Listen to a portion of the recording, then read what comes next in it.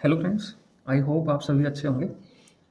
PYQ की series में फिर एक नई वीडियो के साथ मैं आया हूँ।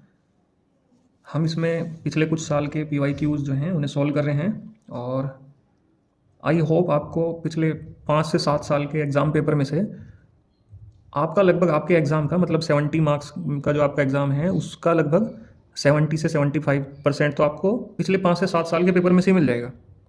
ठीक है, जब आप पिछले साल के क्वेश्चन पेपर सोल्व कर रहे हो तो कोशिश करना जितने दूर के होंगे। आप समझो कि पिछले साल का पेपर तो रिपीट होने से गया, तो आप पिछले साल के क्वेश्चन तो एक बार को स्किप कर सकते हो, लेकिन जैसे जैसे आप दूर जाओगे 2023 से मतलब 22 का, फिर आप देखोगे 21 का, देखोगे आप 20 में तो शायद एग्जाम नहीं हुए थे 21 में नहीं हुए थे, सॉरी। तो जैसे जैसे आप दूर जाओगे तो क्वेश्चंस के आने की प्रोबेबिलिटी उतनी ही ज़्यादा होगी। ठीक है, और आएंगे भी इसी में से ही।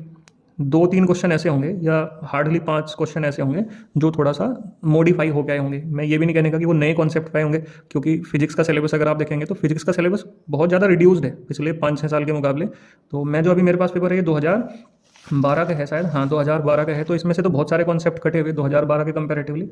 तो आपके जो सिलेबस के क्वेश्चंस हैं वो आप पिछले साल के एग्जाम में से कर लेंगे। तो मुझे उम्मीद है कि आप 50+ मार्क्स, तो अगर आप एक एवरेज स्टूडेंट हैं तो 50+ मार्क्स तो आप सिक्योर कर ही लेंगे। लेकिन अगर आपकी तैयारी पहले ज़्यादा अच्छी रही, आपने थ्योरी का पोर्शन काफ़ी अच्छे से कर लिया, तो आप डेफिनेटली 65+ आप जाएंगे अपने 70 के एग्ज़ाम में से। ठीक है, चलो शुरू करते हैं। आज क्वेश्चन है मेरे पास, क्वेश्चन है कि डिफाइन सेल्फ इंडक्टेंस। एक तो आपको सेल्फ इंडक्टेंस डिफाइन करना है कि सेल्फ इंडक्टेंस है क्या, और show that the magnetic energy required to build the current in the coil of self inductance L is given by half L I square. मतलब आपको ये दिखाना कि जो इंडक्टर कॉइल है उसके अंदर जब आप I करंट बनाओगे तो कितनी एनर्जी होगी, हाफ L I स्क्वायर होगी। देखते हैं, चलो सबसे पहला है सेल्फ इंडक्टेंस। सेल्फ इंडक्टेंस है क्या? सेल्फ इंडक्टेंस ये कॉइल की प्रॉपर्टी हुआ करती है। ठीक है, ये कॉइल की प्रॉपर्टी हुआ करती है। मान लिया ये कॉइल है, तो इसकी एक प्रॉपर्टी है कि ये अपने करंट में कभी चेंज नहीं होने देने की। जब भी आप इसके करंट में चेंज करोगे ना, जब भी आप इसके करंट में चेंज करोगे, मान लिया आपने करंट इधर की तरफ बढ़ाया, तो ये उल्टी डायरेक्शन में एक ईएमएफ इंड्यूस कर लेगी। मतलब ये अपने करंट में चेंज नहीं होने देगी, उल्टी डायरेक्शन में करंट इंड्यूस कर लेगी। तो अगर आप इसमें करंट बढ़ाना चाहते हैं तो आपको वर्क करना पड़ेगा, and that work store in the form of the magnetic energy. ये जो वर्क आप करोगे इसमें करंट को बिल्ड करने के लिए, ये मैग्नेटिक एनर्जी की फॉर्म में स्टोर हो जाएगा।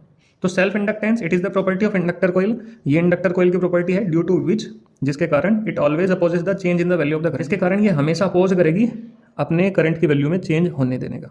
ठीक है, मतलब ये चेंज नहीं होने देने की। खैर, अब देखते हैं एक्सप्रेशन, इसके लिए एक्सप्रेशन कैसे निकलेगा। सपोज ये मेरे पास कोई इंडक्टर कॉइल है जिसकी इंडक्टेंस कितनी है, जिसकी इंडक्टेंस है small L, sorry capital L, जिसकी इंडक्टेंस कितनी है, कैपिटल एल।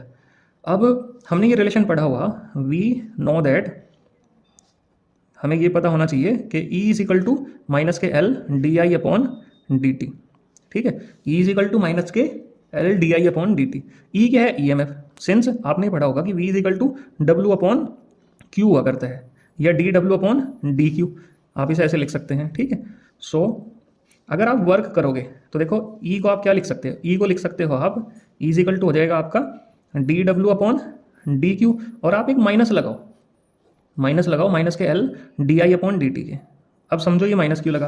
देखो ये जो माइनस आया, ये माइनस तो आया क्योंकि उल्टी डायरेक्शन में ईएमएफ इंड्यूस हो रहा, लेकिन आप वर्क तो इधर की तरफ ही स्टोर करने की कोशिश करोगे। इसका मतलब इस ईएमएफ के, इस ई के उल्टी डायरेक्शन में आप, ये तो ईएमएफ इस डायरेक्शन में होगा और हम करंट सेट करना चाह रहे हैं इस डायरेक्शन में, तो इस वजह से मुझे एक माइनस लगाना पड़ा। ठीक है, तो D W upon D Q, ये माइनस तो ऑलरेडी था, ये माइनस तो इस वजह से आया था ईएमएफ के फॉर्मूले में, क्योंकि ईएमएफ उल्टी डायरेक्शन में इंड्यूस होगा।